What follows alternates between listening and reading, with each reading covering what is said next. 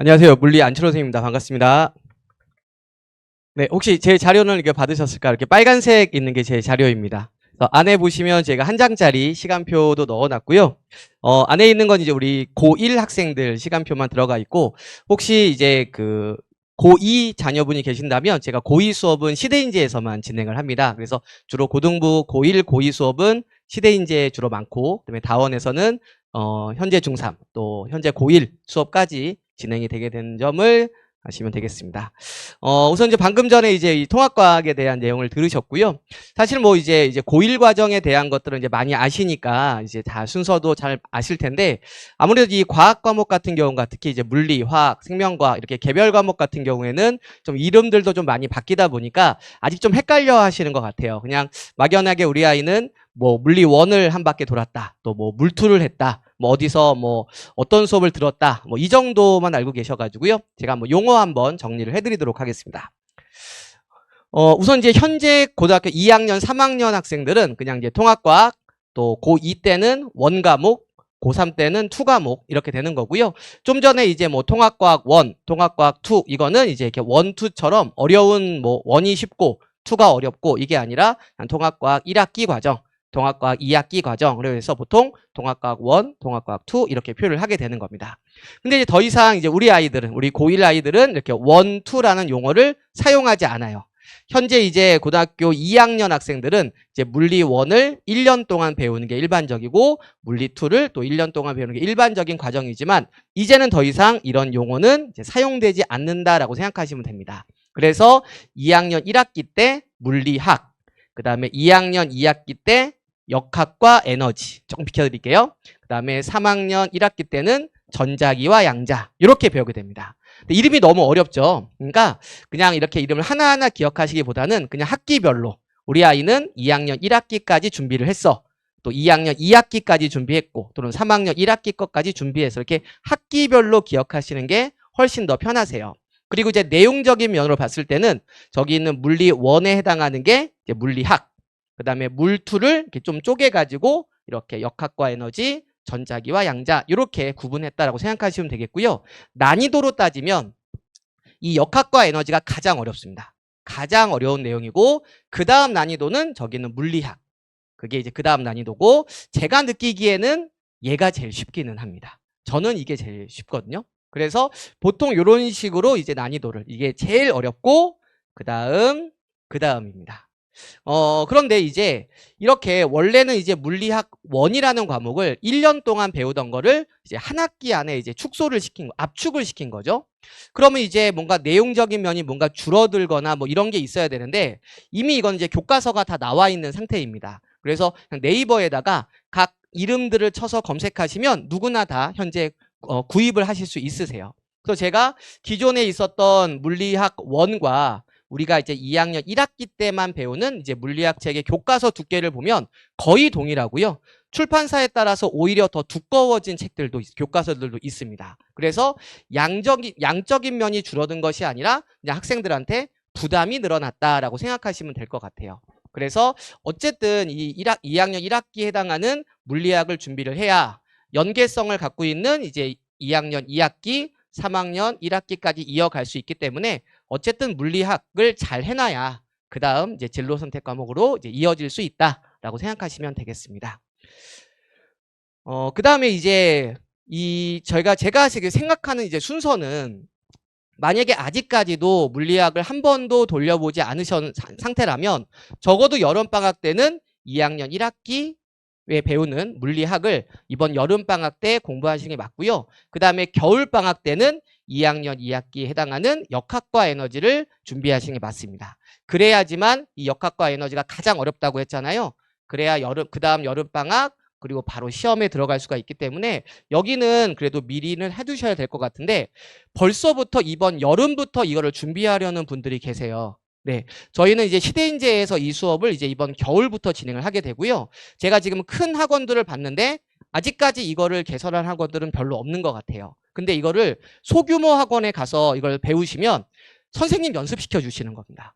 아직까지 이게 교과서가 나온 지도 얼마 안 됐고, 이제 교재가 이제야 만들어지기 시작을 하는 건데, 그걸 이제 작은 학원 가서 이렇게 배우시면 학생도 처음 하는 거고 그 선생님도 처음 하시는 거니까 이거는 사실은 조금 더 부정확할 수 있다. 약간 걱정스러운 마음이 좀 듭니다. 그래서 제 생각에는 이번 여름에 이 물리학을 확실하게 해두시고 그 다음에 겨울에 시대인지 오시면 뭐 제 수업이 당연히 있을 겁니다. 그래서 이 역학과 에너지에 해당되는 수업이 겨울에 개념 수업이 시작이 되니까 그때 오셔서 준비하시면 저도 역시 이제 뭐 기존 물투 책에다가 새로 나온 교과서에다가 완벽하게 교재와 강의를 준비해서 시작할 수 있는 타이밍이기 때문에 좋은 수업을 아마 기대해서도 괜찮을 것 같습니다.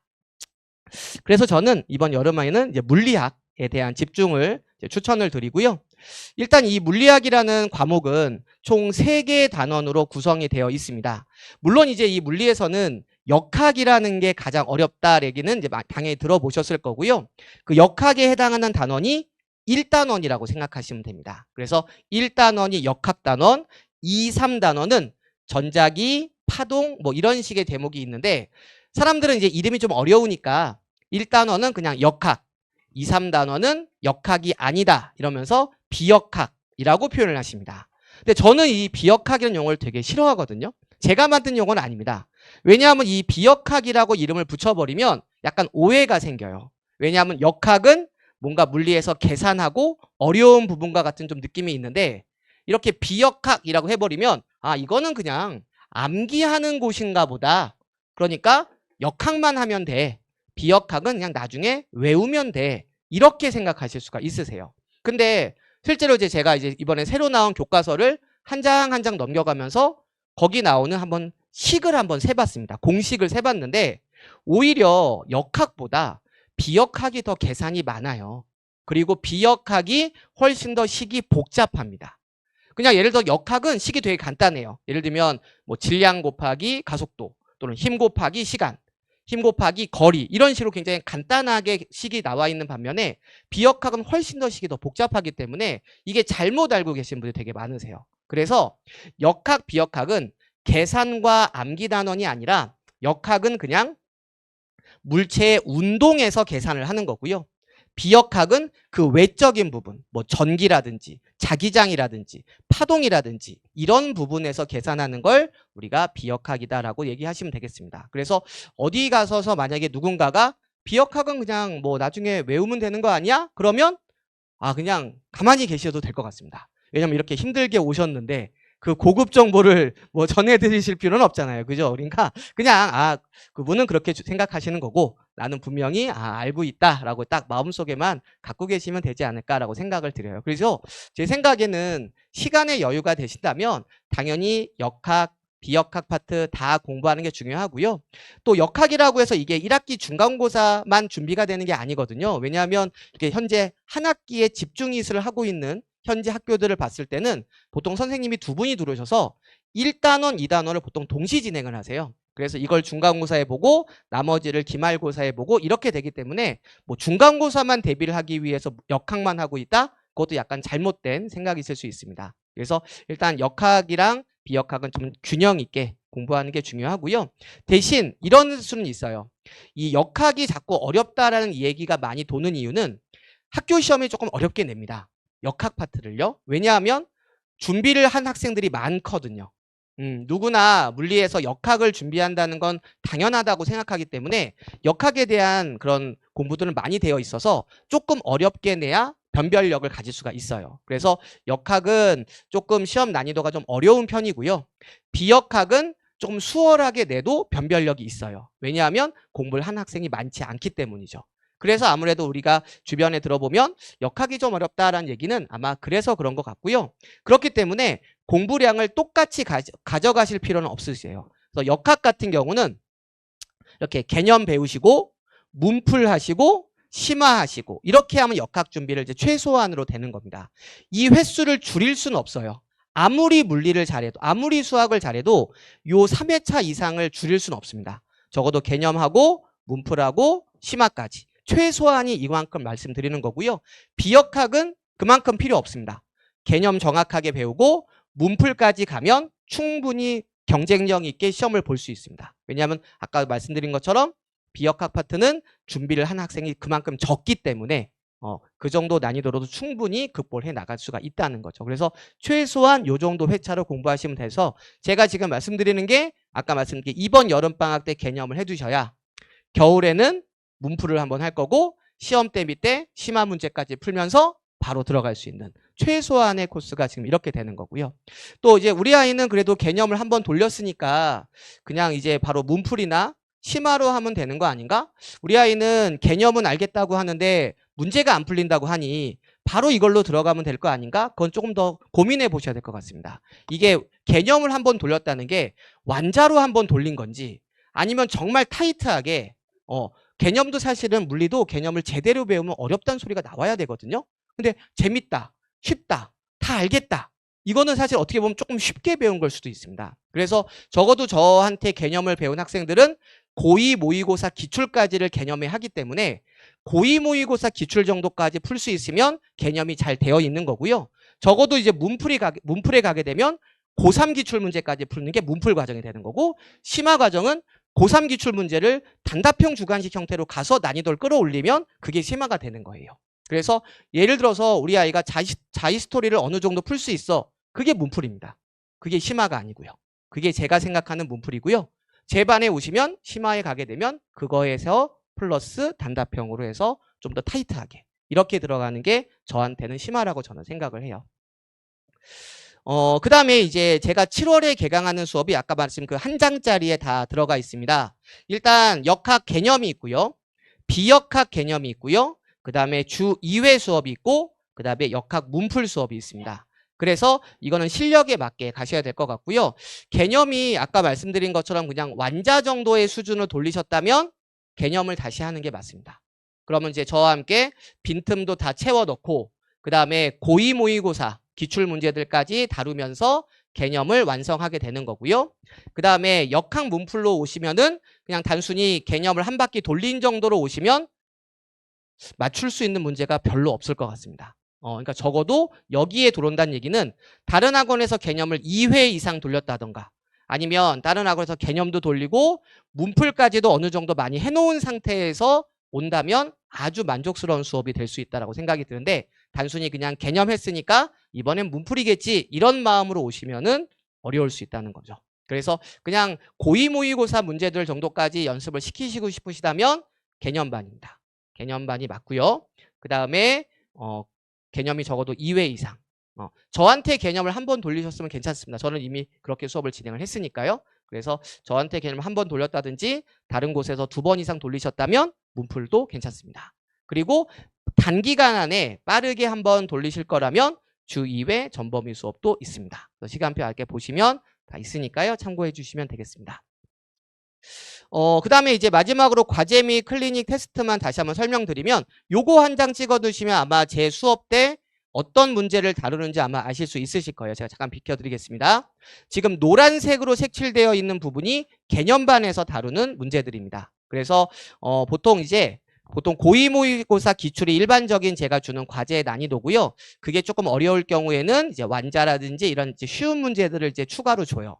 그럼에도 불구하고 어려우면 통과 문제들까지도 주기도 합니다. 그래서 문제를 약간 단계별로 해와서 보통 공통과제가 있고 자기가 조금 어려울 때는 조금 더 쉬운 거 풀어오고 좀 더 할만하다면 좀 더 난이도 있게 주고 이런 식으로 해서 단계별로 수업이 진행이 되게 되는 거고요. 과제가. 그 다음에 밑에 있는 저기는 3단계, 4단계가 문풀 수업 때 주로 다뤄지는 문제들입니다. 그래서 이렇게 학년별로 주제별로 나와 있으니까요. 한번 참고해 주시면 될 것 같습니다. 그리고 이제 제가 주간 테스트 문제는 조금 타이트한 문제들로 많이 해요. 그러니까 다시 말해서 개념반 때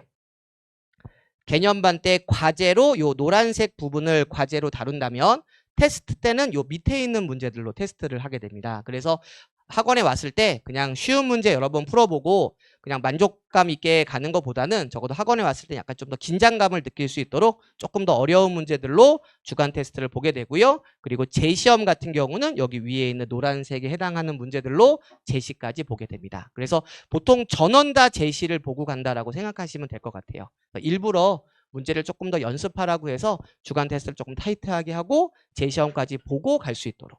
보통 재시험은 한 15분 정도 생각하시면 될 것 같습니다. 그리고 이제 클리닉 같은 경우에는요. 질다 클리닉은 뭐 누구나 다 있는 거니까 이건 저도 하고 있고요. 그 다음에 저 같은 경우는 이제 개념 클리닉이라고 있습니다. 이 개념 클리닉은 역학 개념 클리닉이라고 생각하시면 돼요. 와서 수업을 듣는 겁니다. 본 수업 내용이 좀 어려운 학생들 같은 경우 또는 문풀로 들어갔는데 내용이 기억이 안 나는 학생들을 대상으로 해서 이 개념 클리닉을 진행을 하는 거라서 뭐 1주차, 2주차, 3주차 이렇게 해서 주제별로 제가 안내를 드리면 나는 이 주제에 대해서 잘 모르겠다 싶으면 학원에 와서 1시간 반 정도 요약 정리 한번 듣고 좀 더 쉬운 문제로 문제 연습까지 하는 그런 개념 클리닉, 그러니까 보충 수업인 거죠. 그냥 단순히 대학생들이 하는 그런 뭐 질답이 아니라 그냥 보충 수업을 진행을 하게 되고요.